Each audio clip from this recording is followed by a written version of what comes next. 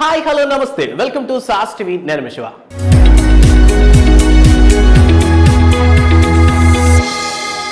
బేసికల్గా పుష్ప 2 సినిమా తర్వాత ఆ లెవెల్ ఆఫ్ సినిమా తీసేటటువంటి డైరెక్టర్ ఎవరైనా ఉన్నారా బన్నీ దగ్గరలో చూసుకున్నట్లయితే ఖచ్చితంగా వినిపించినటువంటి పేరు గురూజీ, అదే మన త్రివిక్రమ్ శ్రీనివాస్ గారు. సో ప్రెసెంట్ త్రివిక్రమ్ శ్రీనివాస్ గారు ఒక పీరియాడిక్ ఫిల్మ్ అయితే తీయబోతున్నారు, అది కూడాను పాన్ ఇండియన్ లెవెల్లో.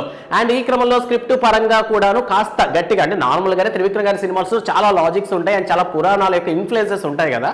బట్ ఆయన తీసేటటువంటి నెక్స్ట్ మూవీ ఒక పీరియాడిక్ డ్రామా కాబట్టి అన్ని రకాలుగా కూడా ఆలోచించుకోవాలి. అందులో పాన్ ఇండియన్ సినిమా కాబట్టి ఎవరిని హట్ చేసే విధంగా ఉండకూడదు అండ్ అందరూ నమ్మే విధంగా ఉండేటటువంటి కథని సిద్ధం చేసుకోవాలి.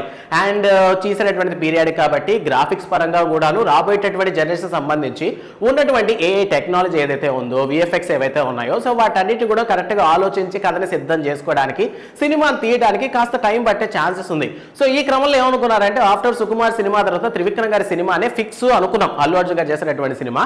బట్ ఇప్పుడు గురూజీ గారికి కాస్త టైం పట్టేటట్టు అనిపిస్తుంది అనమాట. సో ఈ క్రమంలోనే మధ్యలో వినిపిస్తున్నటువంటి పేరు అట్లీ. సో త్రివిక్రమ్ శ్రీనివాస్ గారితో సినిమా చేసే మధ్యలోనే అట్లీతో సినిమా చేసేటటువంటి ఛాన్సెస్ ఉన్నాయని చెప్పి ప్రెసెంట్ ఒక రూమర్ అయితే స్ప్రెడ్ అయింది.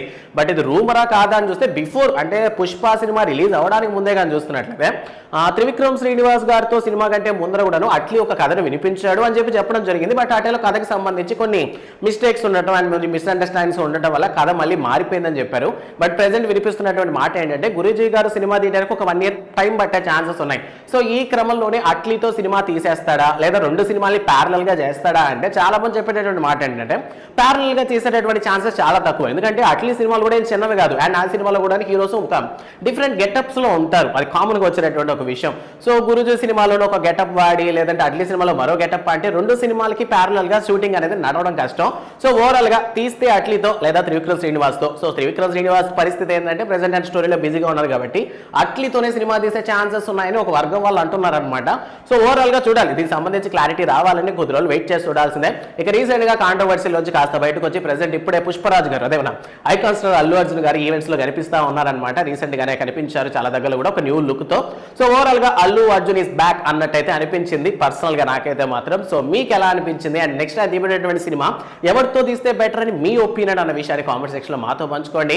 అండ్ ముఖ్యంగా మెగా ఫ్యాన్స్ అందరికీ కూడా వీడియో షేర్ చేయడం మాత్రం మర్చిపోదు. అదేంటి మెగా అల్లు విడిపోయారు కదంటే లేదు, దే ఆర్ బోత్ కనెక్టెడ్ లో ఉన్నారు.